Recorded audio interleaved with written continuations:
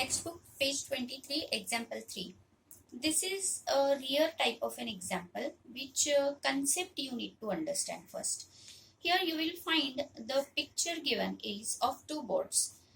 One person traveling with the current of the water and one person is traveling towards or against the current of water. Here the question says a boat travels 16 km upstream and 24 km downstream in 6 hours.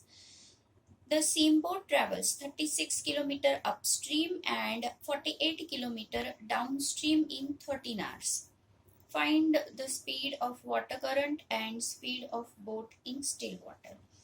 Here, first of all, we need to understand the meaning of words upstream and downstream. Upstream means when you travel against the water current is called as upstream, and downstream means with the flow of current. You must have experienced while boating that when we flow or when we boat or when we swim with the flow of the current of water, we experience more speed because the speed of your body or any body which is floating over the water current plus the flow of the water current are added up, and because of that the speed of both the things adds up and it adds up into the speed of the object. But on the contrary, when you travel against the water current, you find it difficult to travel against the water current because the speed of water is going in some different direction and you are traveling in the direction of the current water against it. Means you have to cut the flow of the water current and it becomes difficult. Because of that, the speed of the object which is traveling against the water current cuts the speed of the object traveling it. Here, the time taken for traveling upstream and downstream is given together for both the cases. Now, here also, we need to consider the main, very important thing, whether the object is traveling with the flow of the current or against the flow of the current. Secondly, we need to understand the formula of speed.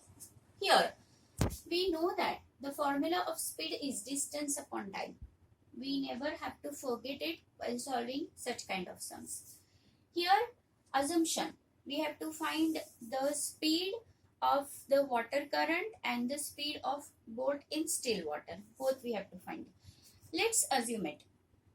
Let the speed of boat in still water be x km per hour and speed of water current be y km per hour.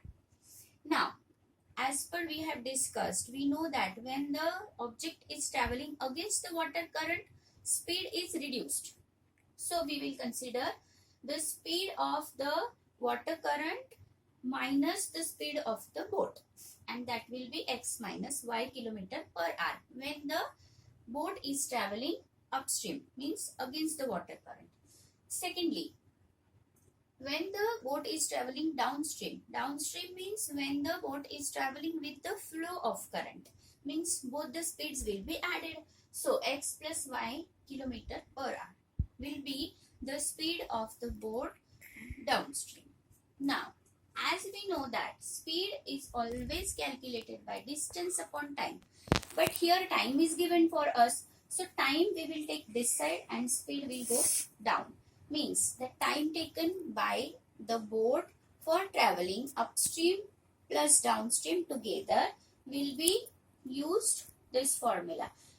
Time is equal to distance upon speed. Now, two cases they have given. Boat will take 16 km upstream and 24 km downstream for condition 1. So, 16 will be the distance. 16 km is the distance, but that distance is upstream. Means 16 km will come in place of distance and time, speed will be negative because it is traveling upstream. So 16 divided by speed upstream, again upstream means x minus y. So 16 upon x minus y plus 24. 24 is the travel of the boat downstream. Downstream means again x plus y. So 24 upon x plus y equals to 6. What is this?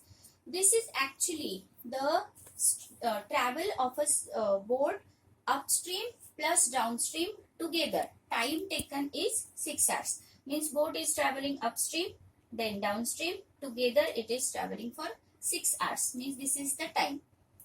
Next condition is it is taking 36 kilometers upstream and 48 kilometers downstream within 13 hours. This is equation 2. So 36 upon x plus y plus 48 upon x plus by mistake it is 3, it is actually y. X plus y equals to 13. This is equation number 2. Now these two equations we are going to use. But here you will find that x minus y and x plus y both are in place of denominators. So again here we will use assumption method. The assumption method is we will have to assume x 1 upon x minus y equals to a and 1 upon x plus y is equal to b. Means this entire term will be a, which will multiply 16 and 24. So 16a plus 24b is equal to 6 will be equation number 3, which will be altered for equation number 1. And equation number 4 will be this one, 36a plus 48b equals to 13, altered equation number 2 and converted into equation number 4. Now these two equations we are having. Here also you will find that 48 is the multiple of 24. To equalize b, we will have to multiply equation number 3 by 2. So we will multiply it here, and by multiplying this full equation by 2, we will get 2 16s are 32a plus 2 24s are 48b equals to 2 6 are 12. This is equation number 5. For equation number 5, we will take equation number 4 and we will subtract both of them. Here equations signs will be changed. Every sign will become negative because all the terms were positive. 48b will be cancelled because now the signs are opposite.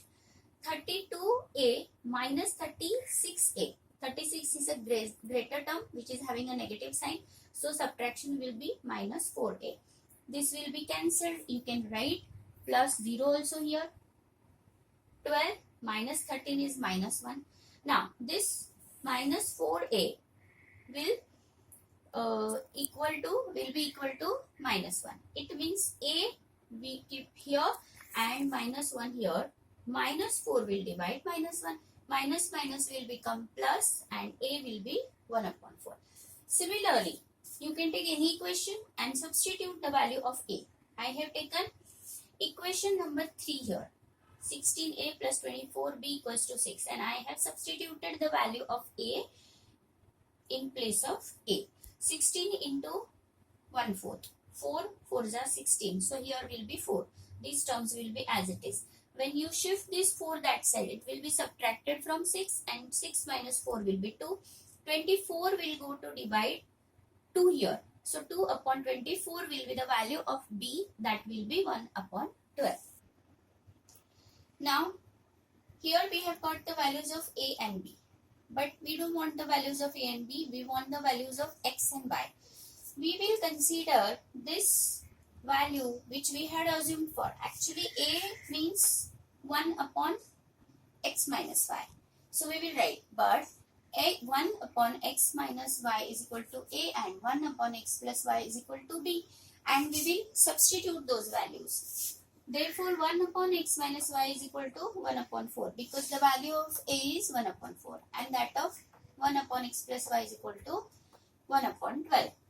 Here we will cross multiply x minus y into 1 and 4 into 1. Means it will become x minus y equals to 4. This is equation number 6.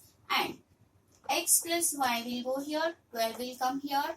X plus y is equal to 12 will be equation number 7. as y are already opposite, so we will just add up both of the equations and cancel down y, and x plus x will be 2x, 12 plus 4 will be 16. 2 will be dividing 16 here, and that will be the value of x. 8. Substituting this value in any equation, I have taken equation number 7, x plus y equals to 12. We will substitute the value of x here, we will get y is equal to 4. Now here, x was the speed of the boat in still water and y was the speed of water current. Means the speed of the boat will be 8 kilometers per hour and that of the water current is 4 kilometers per hour. That we will write in a sentence. The speed of boat is 8 kilometers per hour and that of water current is 4 kilometers per hour.